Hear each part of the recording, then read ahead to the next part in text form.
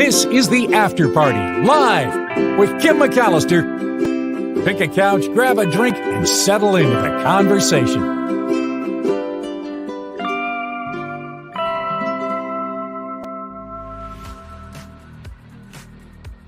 Hey everybody, it is the After Party Live. Thank you so much. I drink out of the shot because nobody wants to see my dirty old straw.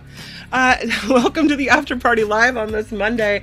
Really glad you could make it. Please click the thumbs up button before we get off and running with the show. Thank you so much to everyone who has shared the show and tried to help increase subscribership here. We're doing pretty well. I think at last check it was 2,040. So we're well on our way to the 2,500 goal. It's baby steps is what we're doing here. I hope everyone had a good weekend. Boy, it's really hot in the Bay Area, so stay cool and hydrated wherever you are.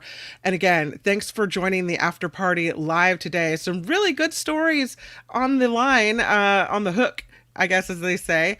One of them has to do with this stone carving. This is a sarcophagus found in Egypt in, I believe, 2009. And they didn't know for the longest time whose sarcophagus it was. It's kind of a mystery.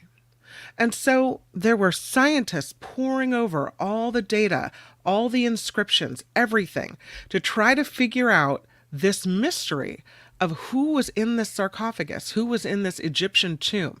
Yeah, it was found in 2009 in this Egyptian burial chamber. And according to CNN, it had a pretty complicated history.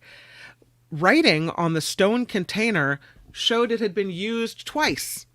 Its second occupant, the 21st dynasty high priest Menkaper, was known, but the first owner was a mystery until now. New clues they found by this associate professor in Egyptology at the Sorbonne in Paris. They re-examined a fragment of this granite sarcophagus and looked at the hieroglyphs engraved here and tucked away on the cartouche, which is an oval-shaped ornament often found in tombs. This Egyptologist found a name of a very recognizable figure, Ramses II. So they say this inscription is indeed evidence that this artifact was from the tomb of the famous pharaoh and had been reused after it was looted. They reused it.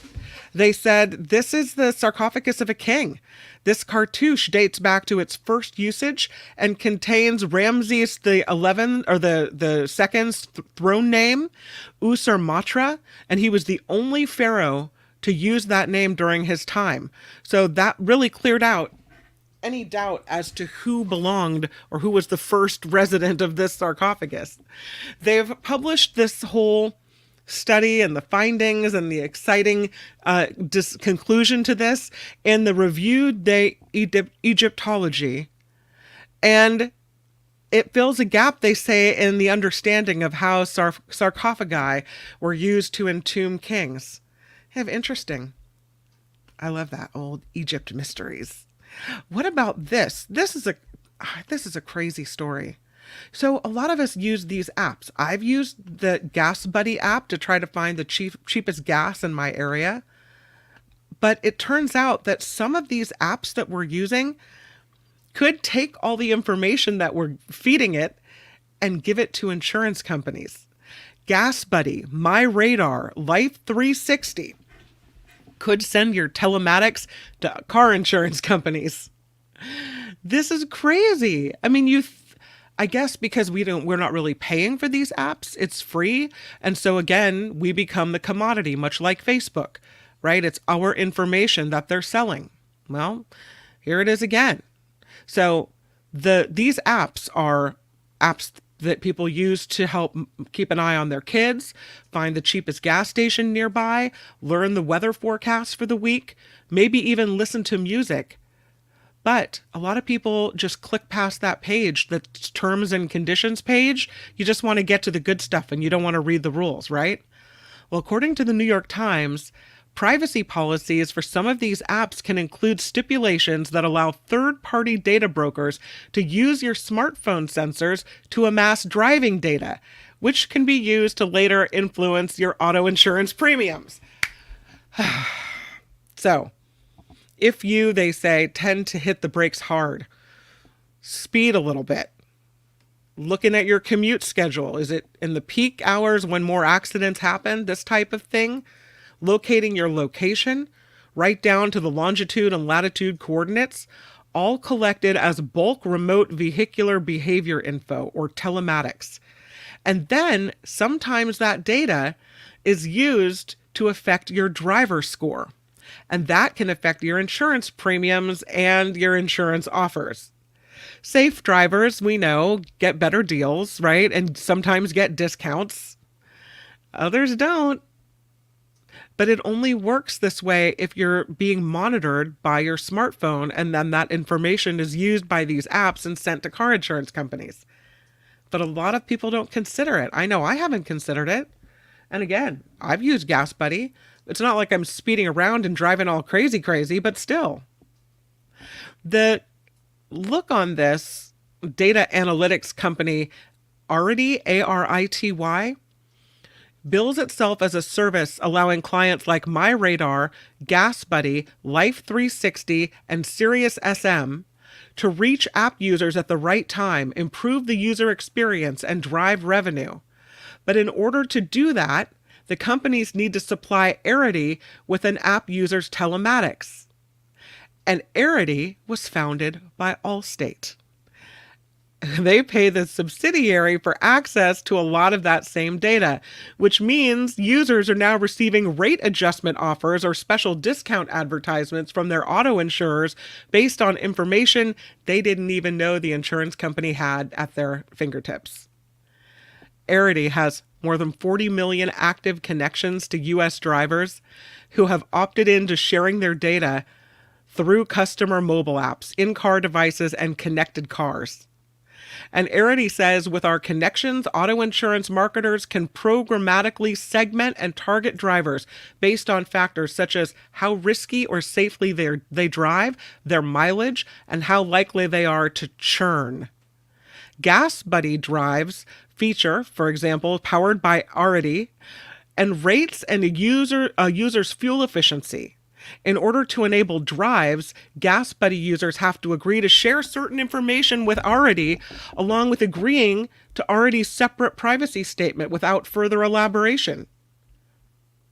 Similar for parents who subscribe to Life 360's $100 plan, so they're actually paying money to use it. That allows parents to track kids' locations using smartphones.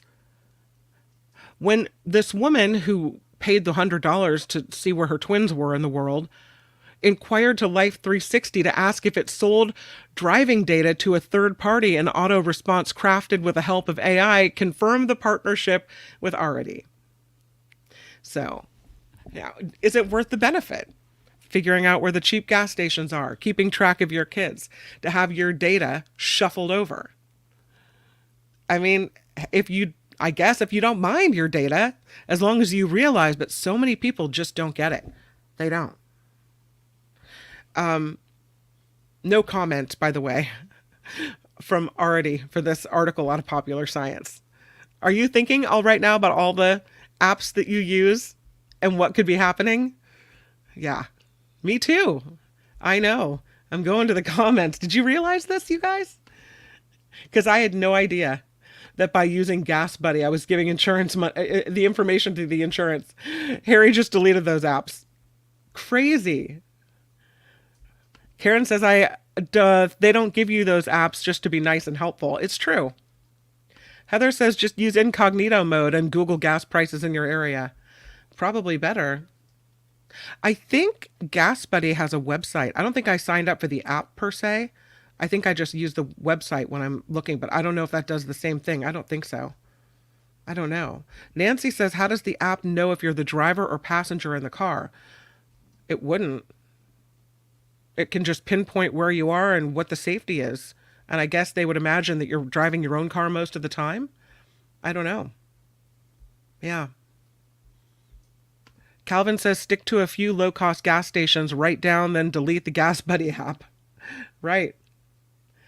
Well, you don't, because sometimes incognito isn't, but it's better than not, right? Yeah. You have to switch tabs to the incognito tab. The problem is that Google's gotten busted for maybe not being as incognito as we thought. I don't know. Is it really worth it to save a couple cents per gallon? I don't think it is. To have my information out there in the world, they can pinpoint my exact location. That's just creepy. That's just really creepy. Yeah, as always, Jason, if the app is free, you are the product. Like Facebook, like Google, like all of this stuff. Absolutely. Let's talk about animals, can we? Instead of Big Brother? Oh, get her off. This is a bear that decided to go hang out at football practice. Happened in Tahoe. So they're not unfamiliar with bears, but they're probably unfamiliar with bears that come to football practice.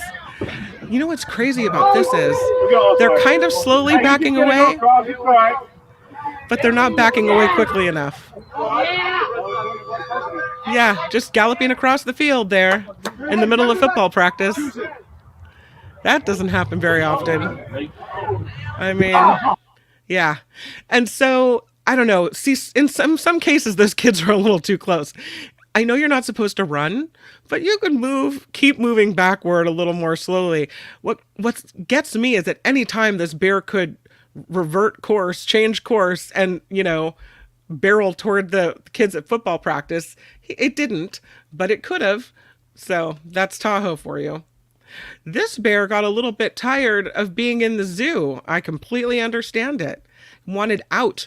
This is a bear that decided to try to tunnel his way out of the bear habitat and escape at a zoo in Kansas. The whole zoo had to be evacuated temporarily when this Syrian brown bear decided no on zoo life and tried to get out.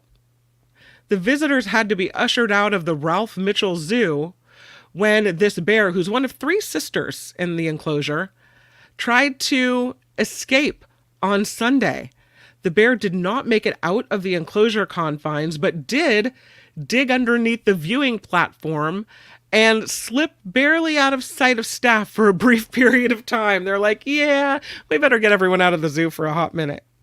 The staff, they say, quickly responded to the situation, coaxed this sister bear back into the security of her pen, and they're taking steps now to reinforce the enclosure to eliminate any future possibility of a breakout.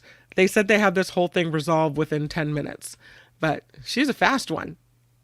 Here's a really cool story about elephant sounds. Another story about really language in the animal kingdom. Elephants, African elephants specifically, use name-like calls to address each other. Is that the coolest thing? And we knew parrots and dolphins, and maybe some whales as well, use personal signifiers when they're communicating. But now we know a little bit more about wild African savanna elephants, that they appeared to address one another with name-like calls, which is, according to researchers, a pretty rare ability among non-human animals. The findings of this study are published June 10th in the journal Nature, Ecology, and Evolution. So dolphins and elephants share this ability to learn to imitate sounds. The shared ability to mimic piqued study author and co-author Cornell University behavioral ecologist Mikey Pardo's interest, and he wondered if elephants could also use something like a name to address one another. And so he went to studying it. He and his team used machine learning methods to analyze the recordings of 469 calls, or rumbles, made by wild African elephant female offspring groups in the Amboseli National Park and the Samburu and Buffalo Springs National Reserves in Kenya. African elephants, they say, have a wide variety of communication staples, from louder trumpeting to low rumbling of the vocal cords to infrasonic sounds that our ears can't even hear. The study's model correctly identified the recipients of 27 of these calls. According to the team, it's a higher percentage than the model detected when it was fed a controlled audio. And they say that means the elephants may be addressing each other using individual specific calls that don't solely rely on imitating noises made by the individual that's being addressed. Next, they looked at the reactions of 17 wild elephants in response to recordings of calls. The calls were either addressed to them or a different elephant. The elephants approached the speaker more quickly and vocally in response to calls that were originally addressed to them compared to those that were originally addressed toward another elephant. Those elephants may be recognizing individual calls addressed specifically to them. And so the authors of the study say the fact that we were able to get such clear-cut results with the playback experiment was really surprising. That it was difficult to get the recordings for the playback experiment because they needed clear recordings of rumbles made in long-distance contact, calling contexts, where they knew who the caller was and who the receiver was. And he said he was shocked that the results were statistically significant. The elephants were just as likely to use name-like calls when addressing their calves at a close distance as when they were calling to social companions out of sight. Calling an individual by something name-like was also more common over long distances or when adults were talking to younger elephants. How cool is that? They say it's surprising because it seems like names would be much more useful when calling to someone you can't see. Also, because name-like calls were much less likely to be used when calling to other adults at a close distance. So as always, they need more research to investigate the context that elephants are using these name-like calls in.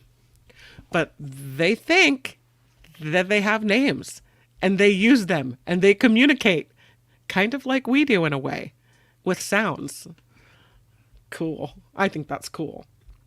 Did you know this about Cybertrucks? There's one for you. There's a Cybertruck in the wilds of San Francisco. Cybertrucks are not allowed to be sold in the first year after you buy one. You can't sell it for the first year. And this man bought this Cybertruck, and then he got divorced, and he had to move to this apartment or townhouse area, and the Cybertruck doesn't fit in the parking spot. He no longer has a garage. So he can't have the Cybertruck because he has nowhere to put it. But you can't sell it within the first year. So he goes to Tesla and explains the situation and says, listen, I got divorced. I no longer have a garage. I don't have a place to park the Cybertruck.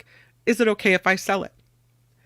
You get a $50,000 fine by Tesla if you try to sell your Cybertruck in the first year. And they say no. No, as a matter of fact, no. We are not letting you sell your Cybertruck in the first year. We just can't do it. You're going to have to pay us $50,000. Really? Does that seem a little, I don't know, strict, tough, draconian? I think so. Here's how it fits in the parking spot. Check this out. I mean, I can understand why he thinks, all right, if this is the spot I'm given with my new townhouse, then I can't keep it. I'm on the white lines on either side. It doesn't fit, sticks out the back. I just can't do the truck anymore. Well, no. The man's name is Blaine. He said he reserved a Cybertruck after watching the vehicle's launch online. But since he ordered this truck, his living situation has changed. And so now he's got this tight parking spot outside an apartment complex. Once he picked up the new truck, he realized it's not going to fit comfortably into this spot. So he reaches out to the dealer that delivered the truck to see if he can return it. And the manager says the situation will not likely warrant an unforeseen circumstance that would trigger Tesla's repurchase of the truck. And he said, we remind you, sir, you signed the Tesla vehicle order agreement, which says if a Cybertruck owner sells the EV during the first year, they can be fined $50,000 and banned from buying future Teslas. What? Yes. The man says, making me keep a truck that doesn't fit my circumstances appears to be unfair and not at all the spirit of the no sale language in the contract. He says he doesn't plan to go against Tesla's verdict on this. He's not going to hire a lawyer to dispute it. Tesla's not responding to comment for requests for comment for this. But that's crazy. I mean, his life changes, you know, your circumstances change. All they need to do is look at the picture and go, you know what? We get it doesn't fit your lifestyle anymore. Or maybe they're having trouble selling all of these vehicles. And so, sorry, you're stuck with it. What do you do with that thing? God, I guess I would ask then the apartment complex for a special, explain the situation and ask for a special parking spot in the far back where maybe they give you a bigger spot. I don't know. That's a hard one. But I don't know how you justify this kind of treatment if you're a Tesla customer. That's really not good customer service. I don't think. What do you think? I mean, we can question his thought process for buying a Cybertruck in the first place, I guess. I don't know. I'm going to the chat. Lori says, find a buyer, lease it to the person until the year is up, then sell it for a remainder of an agreed price. Yeah. I mean, I don't know if that's against the rules, but it sounds like a good plan. More like a scam. Calvin says, yeah, maybe sublease it. Find somewhere he can park the vehicle and pay them until the year's up, but this is stupid. Seems like it. Heather says, why buy something that comes with all these stupid restrictions? If I buy a car, it's mine and I'll do with it what I want. 100%. That's what I think. Yeah, if I buy it, if I give you that, and this is an expensive Cybertruck, right? If I buy it, for whatever reason, I've decided this is the thing I must have. Once I buy it, it's mine. You see this sometimes, though, if you buy an animal, I don't know if they do it with, you can't, if you want to get rid of this animal, I've never done this, by the way, but they say if you want to get rid of this animal, you have to bring it back to the breeder. You can't dump it at a shelter. And I get that, but it's trying to make someone sign a contract for rules after what feels to me like the contract is done. The sale is done, right? And it's over. Now, in that instance, I agree. I mean, if I was a breeder of animals, I would want to take care of my creatures as well. But in the case of this car, the sale again is done. So why does Tesla care? I guess because they don't want a secondary market for these trucks. They want to be able to feed off of the high that is, oh, buy your Tesla and buy it from Tesla. They don't want anyone selling it for cheaper. Okay. Yeah. I don't know. It would make me not want to buy a Tesla either. Mars says, driver Tesla account attached to the VIN. No employee exists to switch over a new account to old VIN. Dude signed a contract, got divorced, tough luck. I mean, I think if they could be a little nicer about it. Honestly, this guy just spent a lot of money. And the chances are good that he would probably buy a smaller Tesla, I would think. I don't know. Yeah. Donald likes the Rivian pick-em-up truck. It's interesting looking, that's for sure. Jim says, park it with the keys inside somewhere in a public place. Probably, yeah, you're probably right. It probably doesn't have keys. I don't know. All right, we'll move on to this story about carbon and a new discovery showing that from the James Webb Telescope, they found carbon at the dawn of the universe, which they say challenges our understanding of when life could have emerged. How cool is this?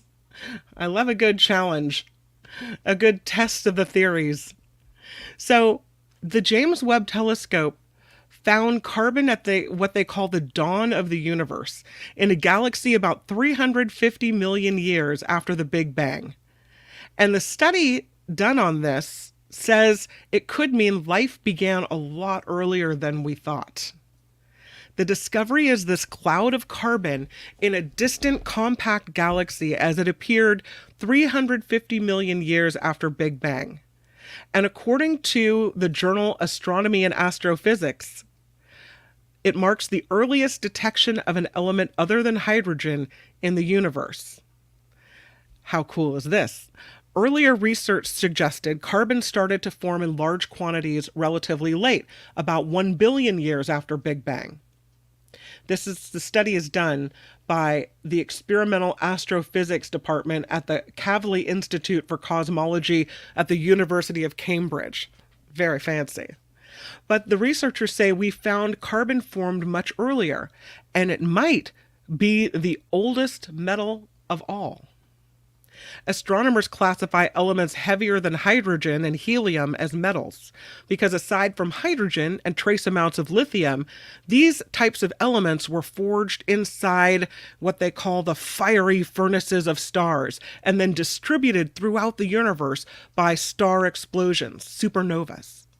The process of heavy element production and seeding was once thought to take many star lifetimes before elements heavy enough to form planets were widely available.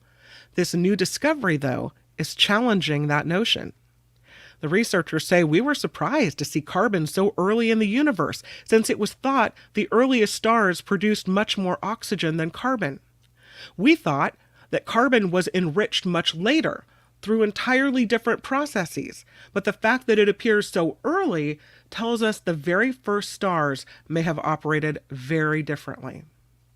They were using the James Webb Telescope to look at this ancient galaxy called GSZ12. They used the near-infrared spectrograph on the James Webb, and they broke down early light into spectrums of colors from which they could read the chemical fingerprint of this early galaxy. These guys have the coolest job. What they say they found in this remote galaxy, which was 100,000 times less massive than Milky Way, were traces of oxygen and neon mixed with a strong signal of carbon. So they don't know exactly how carbon could have formed so early in the life of the universe, but they think it could be due to stars collapsing with less energy than initially thought.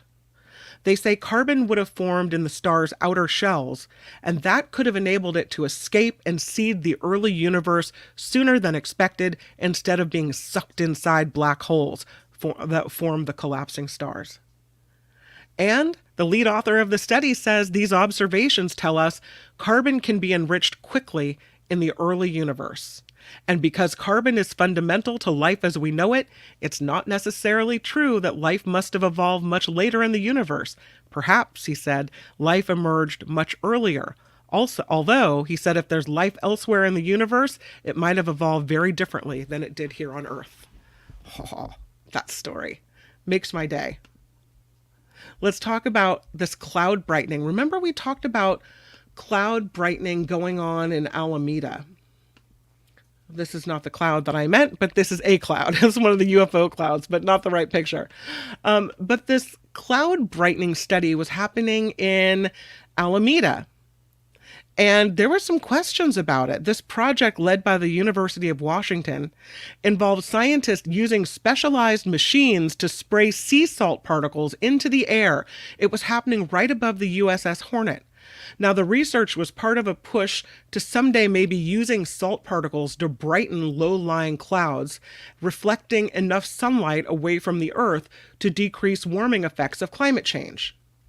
Last month, Alameda ordered researchers to stop it on the basis it violated the city's lease with the Hornet. The city then hired biological and hazardous material consultants to evaluate this experiment. The consultants concluded that it presented no measurable risk to the health of the surrounding community or the environment, but even so, the city council voted unanimously June 4th to reject a proposal that would allow this project to continue. They said, this is the mayor of Alameda, I don't really have a huge desire to be on the cutting edge. I feel like this isn't the right time. And so they said, no, thank you. We don't want to do it. It was pretty surprising, though, to the researchers who said they welcomed this city-led investigation into what they were doing. They thought it was going to be no problem. I guess you can't spray large amounts of sea salt straight into the clouds. They don't want that in Alameda. It's a no-go. This is indeed the lotto of the day. Hello and good morning. This woman in Illinois, she's worked hard her whole life. She said she's from the Chicago area.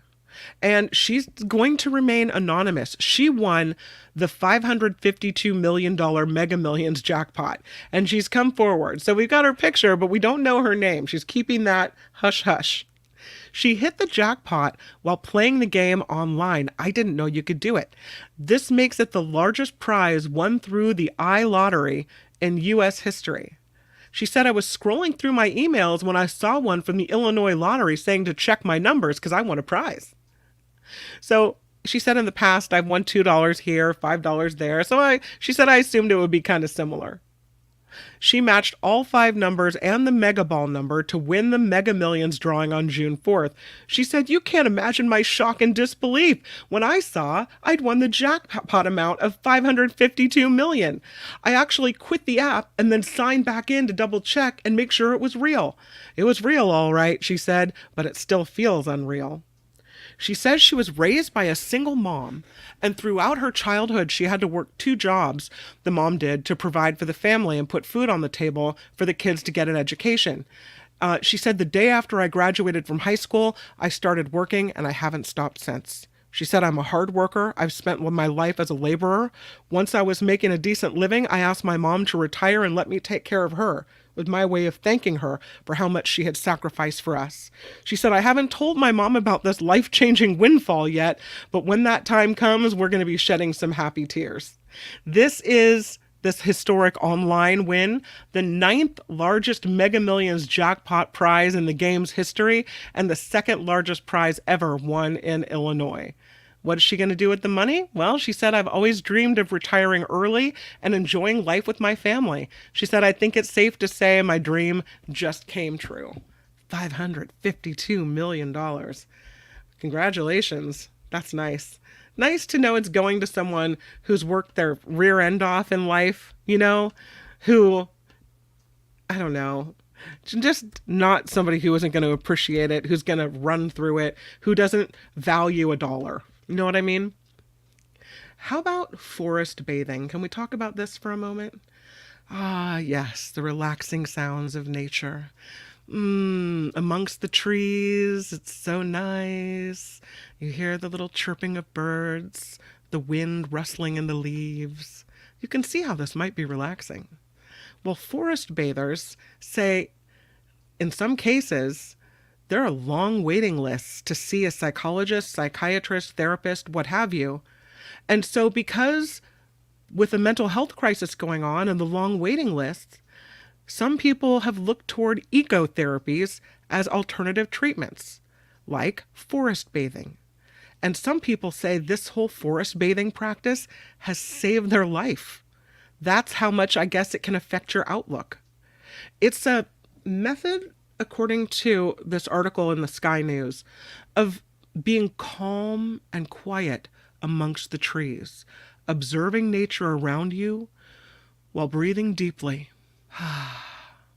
I could use some forest bathing right now. See, I thought it was hippy-dippy, but I think maybe now I'm getting it. 5 million patients with the National Health Service in the UK accessed mental health care between 2022 and 23 in England. It's an increase of more than 1 million in 5 years. And that people, they say, are increasingly seeking refuge in nature to escape the stresses of modern life. The first step is to come and see, hear, smell, and touch and experience forest bathing for yourself. And according to one of the people behind the forest bathing movement in the UK, she said, I've seen thousands of people during and post-COVID benefit from forest bathing. Some have told me forest bathing saved their lives.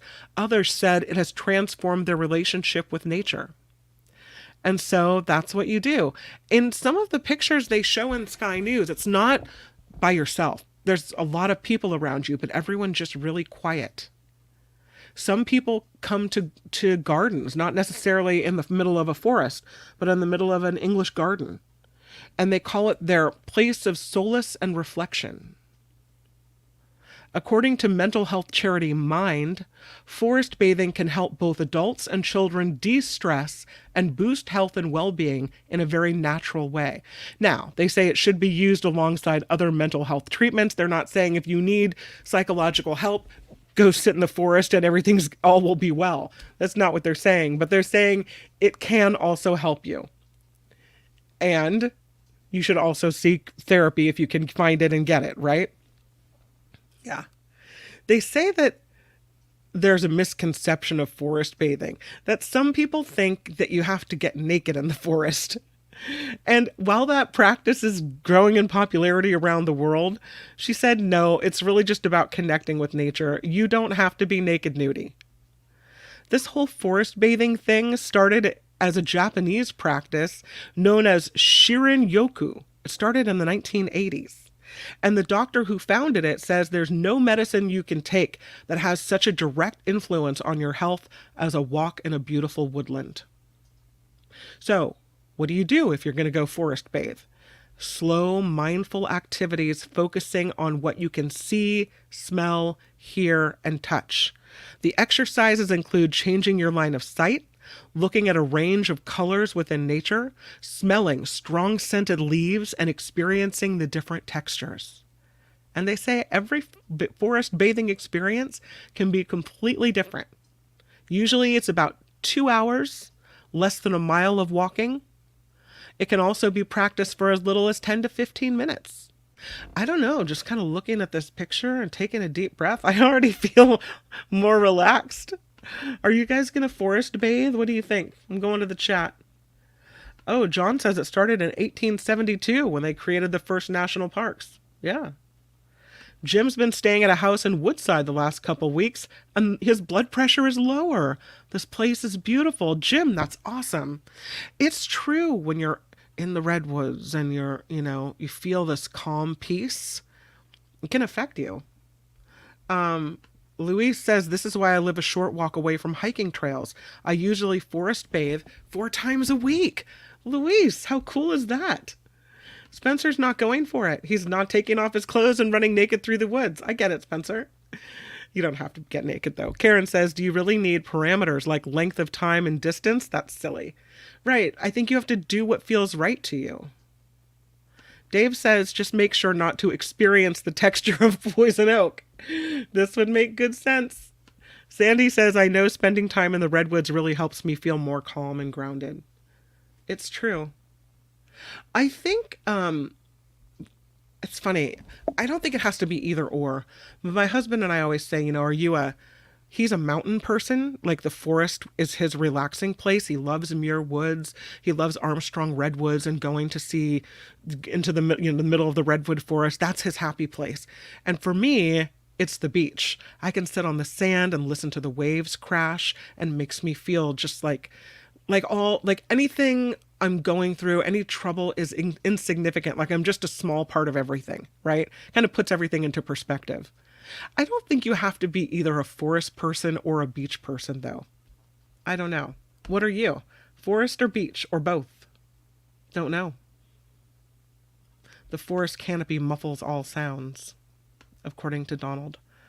Sometimes, although you can hear little, branches creaking and little creatures and sometimes some birds here and there. Oh no, Spencer got Lyme disease in Santa Cruz. That's why. Yeah, I can see why that would be, why you would feel like no thanks. Heather says, I wouldn't feel safe doing it on my own, but doing it with someone else would defeat the purpose for me. That's true. Well, maybe you go with someone and you sit in different areas, but you're close enough that if someone calls for help, you're there for each other. I don't know. Donald the Maine Coon says, I grew up in the woods of Michigan. Nice. Portions redacted. I love Muir Woods. Best place ever. Karen says, I'm a nature person, not a city person. Spencer likes the jungle. All right. Well done. All right. Next story is about gun stuff. Yeah. We go from nice and relaxing to guns. Because YouTube has some new rules when it comes to guns and videos of guns here on YouTube. They're just not going for that anymore. They don't want it. And so they've come up with some new ways to get rid of it here on YouTube. They're not going to tolerate this anymore. And I don't know if they were sued. I don't know what happened, but here's what they say. They have announced new restrictions on gun videos. They're going to prohibit any videos demonstrating how to remove firearm safety devices. They're going to restrict videos showing homemade guns and automatic weapons for users under 18. And I'm normally not a big censorship person, but I say thank God. Because the last thing we need is people who have no business with guns knowing how to operate them and do things that are, when they're up to no good, right? So starting on June 18th, YouTube says they'll prohibit any videos demonstrating how to remove firearm safety devices and videos showing homemade guns and automatic weapons for users under 18. They say YouTube has to show that it's taking real action to prevent children from being exposed to potentially traumatizing content or material which could encourage violence. That according to people campaigning for this initiative. The gun-related injuries have been the leading cause of death for children and teenagers in the United States since 2020. That according to a report by the Washington-based National Institute for Healthcare Management. In 2022, the number of U.S. children dying or being injured by gunfire hit a record high. And so, the Tech Transparency Project questioned why YouTube took so long to issue this new policy. And they're going to look and see how effectively YouTube enforces these new rules. They're going to keep watching. And the quote is, as always with YouTube, the real proof of change is whether the company enforces the policies it has on the books. Until YouTube takes real action to prevent videos about guns and gun violence from reaching minors, its policies remain empty words. I tend to think that and this is from being now, a year and a half into being someone on Google, or on YouTube rather, when YouTube enacts a policy, they seem to really mean it, and they're very strict about it. And there's really not a lot of wiggle room. You show something you shouldn't show, demonetized. Like, if their rules are very hardcore. So unlike and I'm glad they're watching, trust me, but unlike the advocates against the gun videos, I feel like if YouTube puts a policy into place, they're going to follow it. That's my thought. I don't know. What about this? This is a story about glowing dye and prostate cancer. And it's really interesting because, sometimes you see people have had the surgery and the big, news at the end of it is, did they get it all, right? Did they get all the cancer out? Well, doctors are having a little bit more success getting it all when they use this glowing dye during the prostate cancer surgery. This study done by the University of Oxford says this fluorescent dye could help reduce the risk of prostate cancer returning, as well as reduce side effects like incontinence, erectile dysfunction. This again, according to the University of Oxford. So this glowing dye sticks to cancer cells and gives surgeons what they call a second set of eyes. It clings to the prostate cancer cells and starts glowing when illuminated during surgery. That means doctors can remove more of the cancer during the operation and reduce the chance of it coming back. The dye currently identifies prostate cancer, but they say this could be adapted for other forms of cancer as well. With this technique, according to these doctors involved in the study, we can strip all the cancer away, including the cells that have spread from the tumor, which could give it a chance to come back later. This from surgery professor Freddie Hamdy at the University of Oxford, who was the lead author of the study into this glowing dye. He says it also allows them to preserve as much of the healthy structures around the prostate as we can to reduce unnecessary life-changing side effects like the incontinence and the erectile dysfunction. Because why do they have to go and mess with stuff if they can see it's not affected by cancer? Right now, full clinical trials are underway to find out if surgery with this marker dye, this glowing dye, removes more prostate cancer and preserves more healthy tissue than existing surgical techniques. But they did a study, and in it, they looked at 23 men with prostate cancer that were injected with this dye before undergoing surgery to remove their prostates. And the fluorescent dye showed the cancer cells and where they had spread into other tissues, like the pelvis and the lymph nodes. This special imaging system shined a light on the prostate and nearby regions, making the cancer cells glow. And the doctors are feeling really good about it. They talked to this one man who said he retired early to make the most of life, gardening, walking, playing. They call it playing bowls, some type of game in the UK. He said taking part in the study allowed him to have many more of those pleasures for years to come because he's now cancer-free. The work has been published in the European Journal of Nuclear Medicine and Molecular Imaging, if you're interested. And I know a lot of people are affected by that. And here's a great story about this woman who finally has graduated from high school. One of these it's never too late stories. And I completely agree. Never too late. This woman is in her 90s. And finally, she has achieved what she has always wanted to achieve. 97 years old. She's from Utah. She was presented with her high school diploma 8 decades after she dropped out to take care of her family. Her name is Catherine Cole. She ended up 1 English credit shy of graduation when she left school in the 1940s to help take care of her family after her grandfather died.